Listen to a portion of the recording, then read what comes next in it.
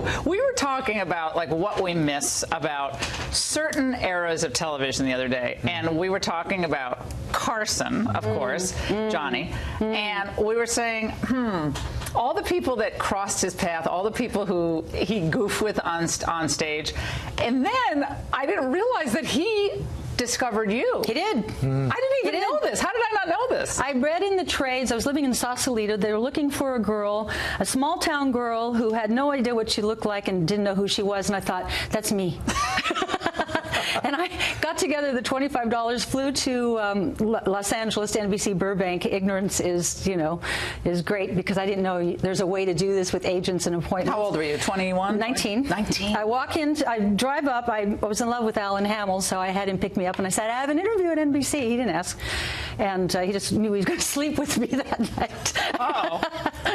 And I come up to NBC, and why are you here? I'm here for the Dom DeLuise show. Oh, go over there and park over there. So I read, and they said, oh, very nice. We're giving you a call back. I said, great. So I go out to the receptionist. I have a call back, and she said, that's good for you. And I said, what is that? She said, they're going to call you back. Yeah. All right. Well, catch on where do I Suzanne. go? And now I'm her problem. She's irritated. She goes, well, I don't know. Go wait in the commissary, I guess. Words that changed my life. I'm sitting there all by myself like this, good Catholic school girl with my hands crossed. Mahoney, like a good Mahoney. Right. And I can always tell who went to Catholic school by this. Look at this threesome here. And I'm sitting there, and I see over there, oh my God, that's Johnny Carson. Oh my God, that's Johnny Carson's coming. He's walking over towards me. He's walking towards me. Hi, honey. And he says, hey, little lady, what are you doing here? And I said, I have a callback, because now I have lingo, right? So then how did it? So this is Wednesday. I handed him my only thing I had, which was my book of poetry and one credit.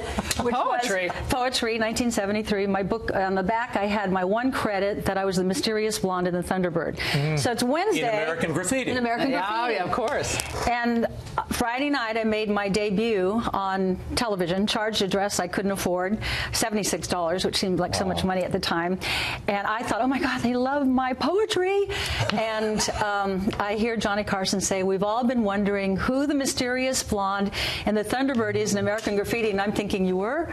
Because I hadn't seen the movie yet. And the curtain opened, and he just loved me because I was so out of innocent. it. Oh, Yeah, you were totally innocent. Yeah. And so he started having me on every month for years, and my book of poetry became the #1 best-selling book of poetry along with Rod McEwen. Oh my gosh! And Freddie Silverman over at ABC, Yes. he sees you. Yeah. They're casting the show Three's Company, Yeah. but he's already cast 2 actresses as Chrissy Snow. You're right. And what happened? They didn't test well, and he said in the meeting, Laura goes, I got the girl. I see her on the Tonight Show all the time. Oh my God. Right place, right time.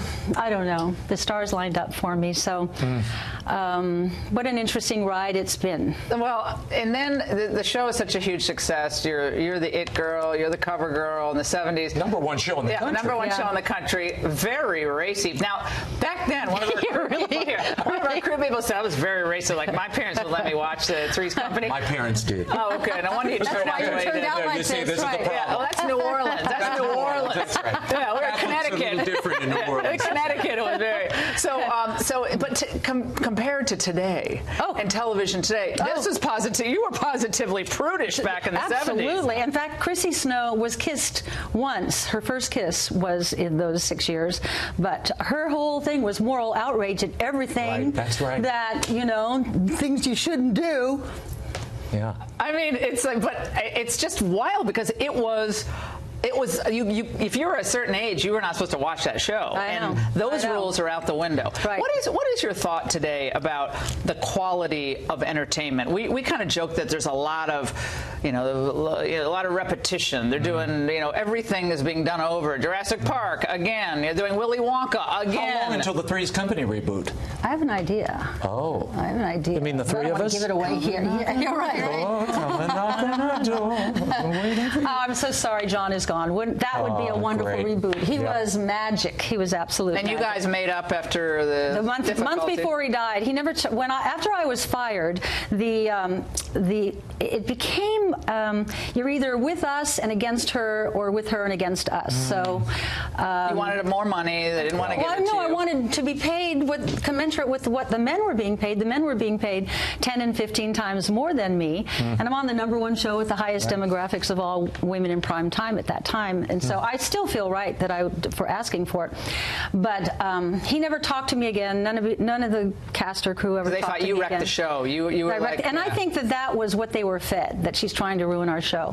And a month before John died, I'm at the beauty salon, and I'm having my hair shampooed, and you have a phone call. I said, thank you, can you take a message? It's John Ritter.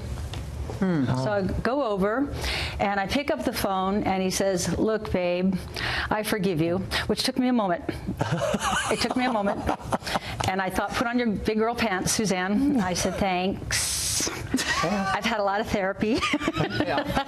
And he wanted me to appear in a dream sequence on the show he was doing. He wanted Joyce and I to appear in a nightmare he's having. I went, nightmare? No. I said, there's kind of a hunger for us to reunite. I don't think this is optimal. Would it have happened if he had lived, do you think? Yes, so that's what we decided, to look for a project together. And then a month later, he dies. What about the METOO movement?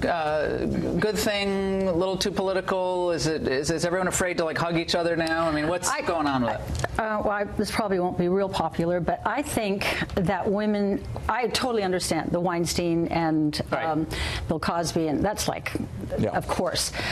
But, Morgan Freeman's a big flirt. I know him really well, and he sees you, and he'll like your dress, and he'll like your hair, and he'll like a lot of things. And I hope the dance doesn't stop.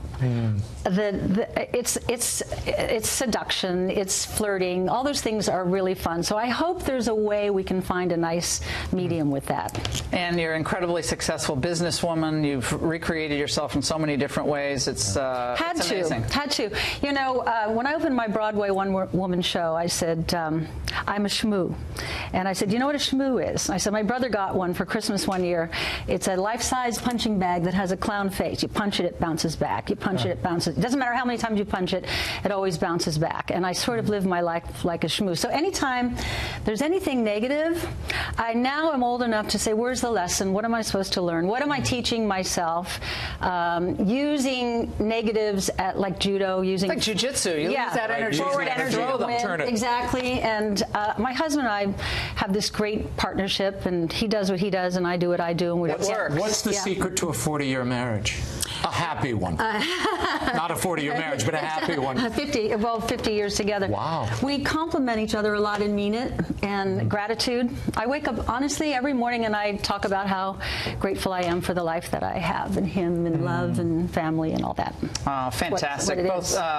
For both of us, we're just such huge fans of yours, personally and professionally. Thank you. Thank you so much for being with us for a little amount of time today. We really appreciate it.